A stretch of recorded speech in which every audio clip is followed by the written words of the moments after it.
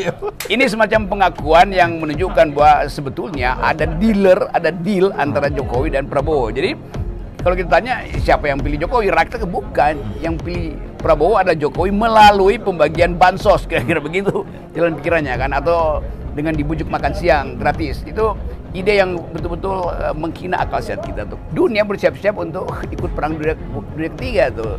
Semua dolar yang di Indonesia akan dipanggil pulang oleh Joe Biden untuk persiapan industri perang di situ kan. Jadi kemungkinan itu akan membatalkan ambisi misalnya untuk makan siang gratis, ambisi untuk menambah anggaran IKN, ambisi untuk menambah jalur kereta cepat dari Bandung tembus lagi ke Surabaya. Jadi semua ilusi itu kita bayangkan dari sekarang, bukan karena kita ingin menghalangi, tapi dia akan dihalangi oleh semacam hukum-hukum sosiologi. Aturan ilmu agama dia akan dihalangi oleh hukum-hukum alam alias sunatullah.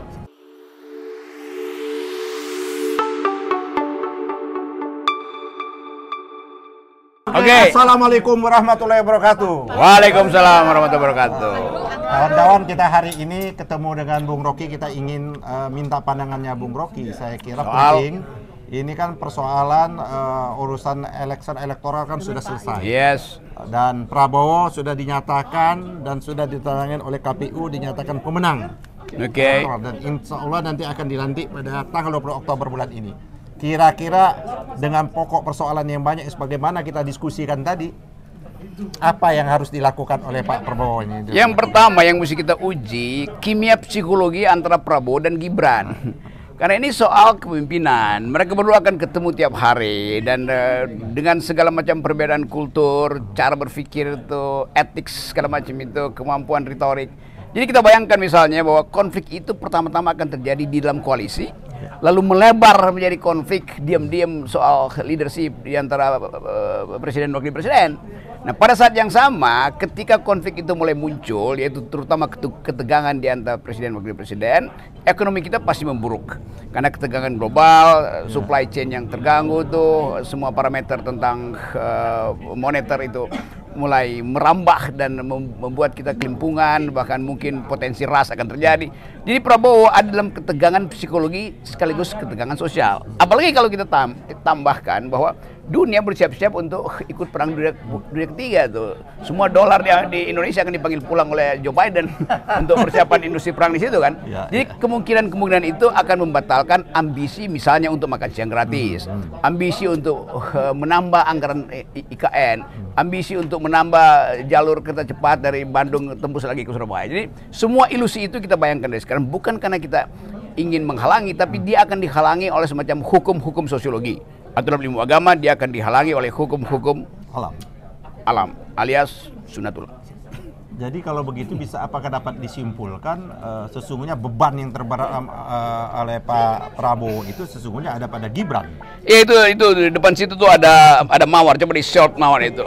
Dan ada lagu bunyinya Every Rose Has Its Thorn. Itu lagu dari Poison dulu. Semua mawar ada durinya. Kita tanya sekarang, yang wangi itu adalah Prabowo karena dianggap oke, dia jujur untuk menyelamatkan Indonesia berkali-kali. Tapi ada duri di situ, yaitu Gibran. Atau sebaliknya, Prabowo adalah duri bagi dinasti Jokowi nanti. Karena kalau misalnya soal-soal politik hari ini membuat ekonomi gagal, masyarakat kemudian lakukan social unrest, itu artinya yang harus bertanggung jawab adalah Jokowi. Tapi saya dengar kemarin Prabowo bilang bahwa dia sudah dipersiapkan oleh Jokowi sejak lama tuh. Saya baru mau nanya yang itu terakhir.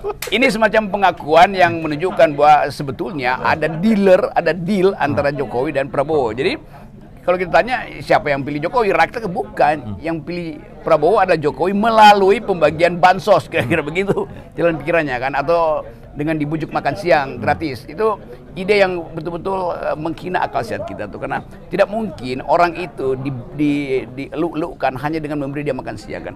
Kita mesti beri dia pikiran, bukan sekedar karbohidrat, tapi juga protein dan kemampuan konseptual. Nah, itu yang saya kira akan kelabakan nanti. Karena masyarakat sipil, buruh terutama akan tetap menuntut keadilan dan kemerdekaan berpikir. Tapi bagaimana Bung Rocky menilai apa yang dikemukakan oleh kaum sivitas akademika melihat hasil berharap banyak kemarin dengan Mahkamah Konstitusi, tapi faktanya kan berbanding terbalik dari apa harapan. Bahkan mereka menyatakan yang menyelesaikan ini ada peradilan rakyat seperti itu. Iya, memang sebetulnya itu akhirnya kan. Jadi kalau lembaga-lembaga formal mengalami yang disebut oleh Huntington political decaying, pembusukan politik, kan yang membusuk terakhir adalah akar konstitusi kita di Mahkamah Konstitusi itu. Sebelumnya daunnya membusuk, itu Paman Usman, dia sebagai daun, tapi sekarang akarnya membusuk. Maka saya gembira sebetulnya pembusukan itu total, supaya bisa ditumbuhkan bibit-bibit baru tuh. Nah, keadaan semacam itu hanya bisa dilakukan secara pelembagaan. Kita masih nuntut misalnya supaya Megawati teruskan protesnya itu ke DPR dalam bentuk hak angket apapun kan, supaya terbuka lagi dinamika politik. Tapi kalau itu pun macet, ya udah akan ada People Tribunal. Entah di dalam negeri atau dibuat di luar negeri. Artinya rakyat mencari jalannya sendiri. Rakyat mencari jalan sendiri, dan arus rakyat itu selalu tidak bisa ditahan oleh kekuasaan. Yang terakhir, ya, apa yang diinginkan, diharapkan kepada para pendukung, ya, relawan yang mungkin sudah mulai goyah melihat mereka berharap cukup banyak kepada kepada pasangannya, tapi di akhirnya itu terjadi zigzag yang luar biasa oleh elit-elit partai. Iya, terlihat bahwa yang kata Bung Rocky itu munafik besar. Iya, konkurensi atau koherensi berpikir ideologi politik dari elit itu ternyata berbanding terbalik dengan apa yang diharapkan rakyat. Ya. Kan rakyat menghendaki 01, 03 itu tetap dalam posisi oposisi. Ya. Rakyat berapa persen? 48 juta rakyat. Kan Prabowo dapat 58 juta tuh, 58%. Jadi itu angka konservatif itu ya. Yes, berarti ada 48% rakyat Indonesia menghendaki partai Nasdem, partai PKB, partai PKS, partai PDIP untuk membackup suara rakyat. Sekarang 3-4 orang elit mengatakan kami mau bergabung. Bagaimana logikanya tuh? Kalau seluruh rakyat menghendaki tapi elit mau bergabung. Jadi memang kelihatan bahwa kita masih dangkal dan berpikir. Untung sekali Pengadilan Jakarta Selatan kemarin itu memutuskan bahwa kepentingan publik itu bisa diucapkan dengan cara yang bahkan menghina presiden. Dan itu kesempatan kita untuk meneruskan. Dan saya berterima kasih pada lawyer-lawyer yang membela saya, termasuk Egy Sujana yang secara vokal mengatakan bahwa tidak ada di dunia ini pikiran itu dikendalikan oleh kekuasaan tuh. Dan dalil Egy Sujana memperkuat putusan hakim yang membebaskan saya dari tuntutan orang gila yang namanya David Tobing. Artinya kawan-kawan, kata-kata bajingan tolol yang diadreskan sah untuk diucapkan, sah dan legal dan tidak jadi masalah hukum. Terima kasih. Ya. Sampai jumpa lagi. Okay. Selamat sore. Assalamualaikum warahmatullahi wabarakatuh. Mantap deh. Hah? Oke. Brother, dugaannya serasi nggak Jokowi sama si Gibran? Itu kayak kimianya tadi. Iya, itu kayak kimia otak tuh mendengkul. Jangan.